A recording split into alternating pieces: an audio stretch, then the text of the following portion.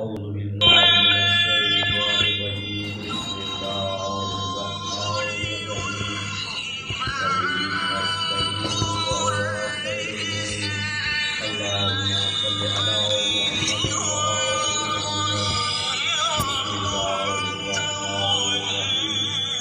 إنما يريد الله ليذهب عنكم رجس أهل البيت ويطهركم تطهيرا اللہم صلی علی محمد و آل محمد۔ میرے محترم زیر احترام سامعین کرام، جیسا کہ آپ کو معلوم ہے کہ آج ہمارا مسئلہ خطب کے موضوع پر چوتھا پروگرام ہے۔ آج ہم اپنے اس پروگرام میں پھر اس حدیث موضوع پر گفتگو کرنا چاہتے ہیں کہ جو خلیفہ اول نے صدیقۃ الکبریٰ فاطمہ الزہرا سلام اللہ و صلوات اللہ علیہ کے سامنے بیان کی تھی کہ جب حسنین کی اماں جان فاطمہ الزہرا سلام اللہ و صلوات اللہ علیہ نے اپنے بابا کے حق کا مطالبہ کیا تھا، وہ حدیث کون سی بیان کی گئی؟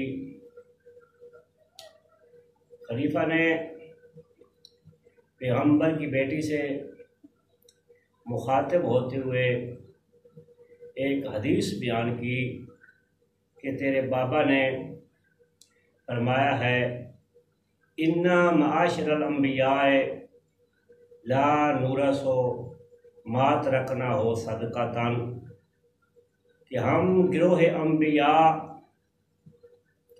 اپنی کوئی وراثت نہیں چھوڑتے، جو کچھ چھوڑتے ہیں وہ صدقہ ہوتا ہے۔ اب ہم نے دیکھنا یہ ہے کیا یہ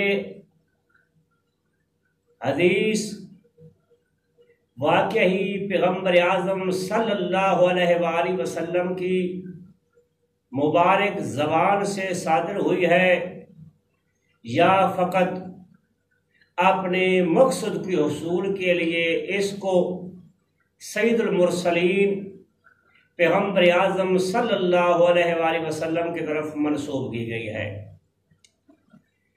ایک دفعہ پیغمبر اعظم صلی اللہ علیہ وآلہ وسلم مینا میں لوگوں سے خطاب کر رہے تھے اور لوگوں سے مخاطب ہوتے ہوئے فرمایا کہ اے لوگوں، جب تمہارے سامنے کوئی حدیث پیش کی جائے تو تم اس حدیث کو تعلیمات قرآن کے ساتھ ملاؤ۔ اگر وہ تعلیمات قرآن کے مطابق ہے تو پھر وہ میری حدیث ہے، اسے قبول کرنا اور اس پہ عمل کرنا۔ اگر وہ تعلیمات قرآن کے مخالف ہو تو اسے دیوار پر دے مارنا، وہ میری حدیث نہیں ہوگی۔ یہ پیغمبر اعظم صلی اللہ علیہ وآلہ وسلم نے ہمیں معیار بتلایا ہے کہ جو حدیث قرآن کے مطابق ہو وہ واقعی ہی میری مقدس زبان سے صادر ہوئی ہے، اور جو تعلیمات قرآن کے مخالف ہو وہ میری حدیث نہیں ہے، اس کو خواہ مخواہ میری طرف منسوب کیا گیا ہے۔ اب ہم نے دیکھنا یہ ہے کہ آیا یہ حدیث جو خلیفہ اول نے جناب فاطمہ الزہرا سلام اللہ و صلوات اللہ علیہ کے سامنے پڑھی، کیا یہ تعلیمات قرآن کے مطابق ہے یا تعلیمات قرآن سے ٹکرا رہی ہے؟ تو جب ہم قرآن مجید کی طرف نظر کرتے ہیں تو تقریباً قرآن مجید میں 6-7 ایسی آیات ہمیں نظر آتی ہیں کہ جن کے ساتھ یہ حدیث ٹکرا رہی ہے اور اس حدیث کا آیات قرآنی کے ساتھ ٹکرا جانا اس حدیث کے ضعف کی دلیل ہے۔ مثلا ان آیات میں سے سورہ نساء کی آیت نمبر 7 ہے، جس میں خالق اکبر فرما رہا ہے بسم اللہ الرحمن الرحیم وَلِلنِّسَاءِ نَصِيبٌ مِّمَّا تَرَكَ الْوَالِدَانِ وَالْأَقْرَبُونَ مِمَّا قَلَّ مِنْهُ أَوْ كَثُرَ نَصِيبًا مَّفْرُوضًا، کہ عورتوں کے لیے بھی ان کے والدین یا قرابتداروں کے ترکہ میں سے حصہ ہے کہ جب ان کے والدین یا قرابتدار اس دنیا سے چلے جائیں، چاہے وہ حصہ تھوڑا ہو یا وہ حصہ بڑا ہو، وہ فریضہ ہے کہ ان عورتوں کو حق دیا جائے۔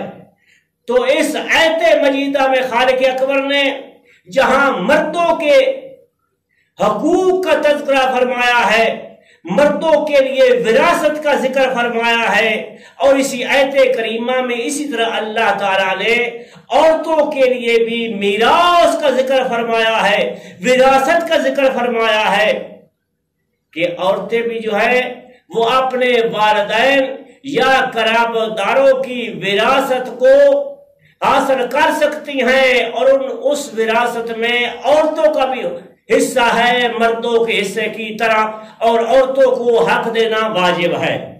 تو اس آیت کے ساتھ یہ روایت ٹکرا رہی ہے، اور روایت کا آیت کے ساتھ ٹکرانا اس روایت کے ضعف کی دلیل ہے۔ دوسرے مقام پر خالق اکبر نے بیان فرمایا ہے، سورہ نمل کی آیت نمبر 16 ہے، بسم اللہ الرحمن الرحیم وَوَارِثَ سُلَيْمَانُ دَاوُودَ، کہ سلیمان نبی اللہ جناب داؤد نبی اللہ کے وارث ہیں۔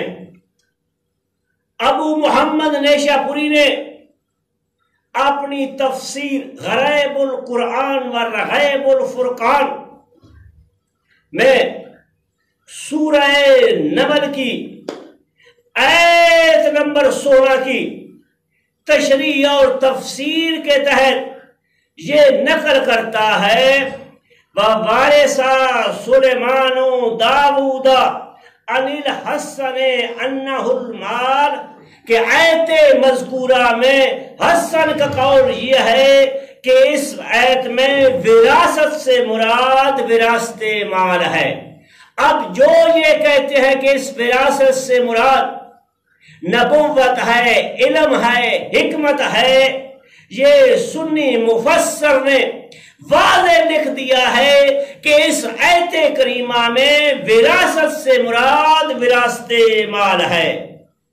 سورہ سعد کی آیت نمبر 31 ہے، بسم اللہ الرحمن الرحیم اِذْ عُرِضَ عَلَيْهِ بِالْعَشِيِّ الصَّافِنَاتُ الْجِیَادُ، اس وقت کو یاد کرو کہ جب شام کے وقت جناب سلیمان نبی اللہ کے سامنے اصیل گھوڑے پیش کیے گئے۔ اب دیکھنا یہ ہے کہ ان گھوڑوں کی تعداد کتنی تھی، کیا وہ 1-2 گھوڑے تھے یا زیادہ تھے؟ یہ کتاب ہے حیات الحیوان، اس کی جلد 1 ہے اور صفحہ اس کا 275 ہے۔ اس کے ریٹر ہیں کمال الدین محمد بن موسیٰ، اور ان کی وفات ہے 808 ہجری میں۔ یہ اسی سوال کا جواب دیتے ہوئے لکھتے ہیں، قال اہل التفسیر انہا کانت 1000 فرس لسلیمان علیہ السلام، کہ جو شام کے وقت اصیل گھوڑے جناب سلیمان نبی اللہ کی خدمت میں پیش کیے گئے تھے، ان گھوڑوں کی تعداد 1000 تھی۔ اب دیکھنا یہ ہے کہ یہ گھوڑے کہاں سے آئے۔ محمود آلوسی بغدادی اپنی تفسیر روح المعانی سورہ سعد کی آیت نمبر 31 کی تفسیر میں لکھتا ہے وَعَن مَقَاتِلْ أَنَّهَا أَلْفُ فَرَسٍ وَوَرَثَهَا مِنْ أَبِيهِ داود۔ مقاتل بیان کرتا ہے کہ جو سلمان نبی کو 1000 گھوڑا پیش کیا گیا تھا، یہ 1000 گھوڑا انہیں ان کے باپ جناب داود علیہ السلام کی میراث سے ملا تھا۔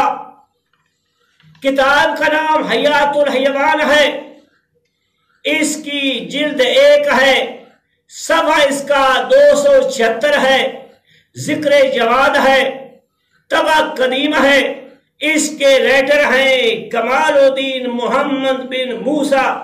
یہ لکھتے ہیں کہ وجمہور المفسرین علی انہا کانت خیلا موروثۃ، کہ اکثر مفسرین کی رائے یہی ہے کہ جو جناب سلمان نبی اللہ کو 1000 گھوڑا پیش کیا گیا تھا وہ جناب سلمان نبی اللہ کو جناب داؤد نبی اللہ کی وراثت سے ملا تھا۔